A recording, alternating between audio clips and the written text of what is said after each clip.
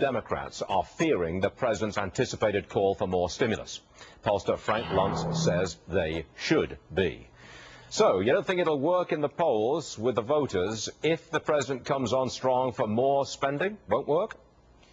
Well, I enjoyed your previous interview. In the work that I've done nationwide in polling, the #1 priority for the American people is to stop wasteful Washington spending.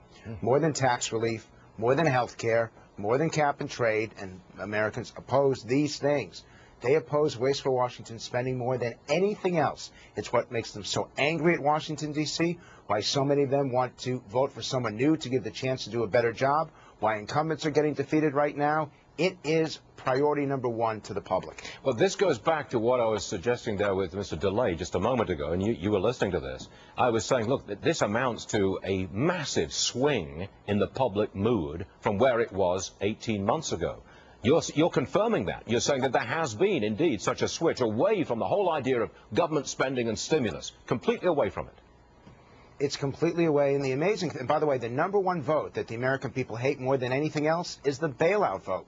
And one of the issues that the Democrats face now is that a majority in the House voted for the bailouts of the big banks and Wall Street, and a majority of Republicans voted against it. So it's bailouts, it's stimulus, it's all of that wrapped into a frustration. And to see the Democrats attempt to get on that side with Obama clearly still wanting to spend, Stuart, I don't think it's going to work. Frank, there's one thing that I always enjoy watching when you're on, and that is when you run an ad and you critique it. I think you got an ad, first off, from Ohio. Is that correct? Take me through it. That is correct. It is an ad that has been running against Governor Strickland. It is one of the most effective negative ads because it focuses on the issue that the American people care about the most, unemployment. Now, these are actors, and yet they say the words that Americans are thinking. It's one of the most effective negative ads. The red line represents Republicans. The green line represents Democrats. The higher the lines climb, the more favorable the reaction. Let's roll it, Let's Frank. take a look. Yeah, go. 1,250 jobs. Gone. NCR? Yeah. Strickland couldn't hold on to him. Moved to Georgia.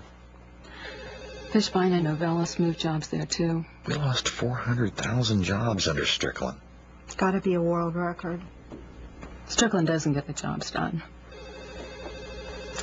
Wonder when ours go. Ooh, ouch. I saw both lines going up there. That's not good, is it? It doesn't happen because most negative ads don't do well. The public rejects them. In this case, I wonder when ours go. That last sentence is what made it so powerful because that's what Americans are thinking. That phone ringing in the back room, it's perfection.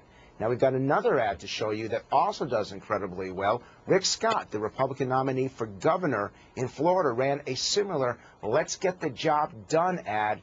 This one's also fantastic. Let's look. The signs of tough times. Unemployment. Ability collapse. Nearly half of Floridians underwater on their mortgages. So how will the politicians solve the problem? They won't. They can't. I come from the business world. I'm running for governor to turn Florida around. Let's rein in state government with accountability budgeting and create jobs by lowering taxes. The politicians can't turn Florida around, but you and I can. I'm Rick Scott. Let's get to work. That seems to be a plus for Mr. Scott. Yes, and it's that last phrase, let's get to work, accountability and budgeting.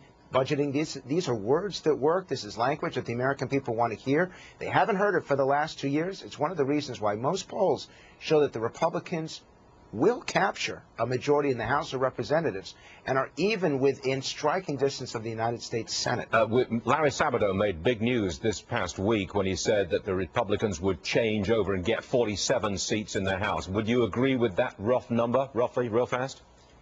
I've learned never to disagree with him. He's always been an accurate prognosticator in the past.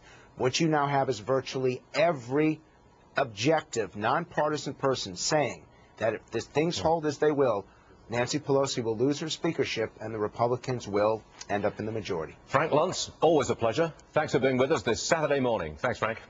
Thank you. From the fight over spending to the fight over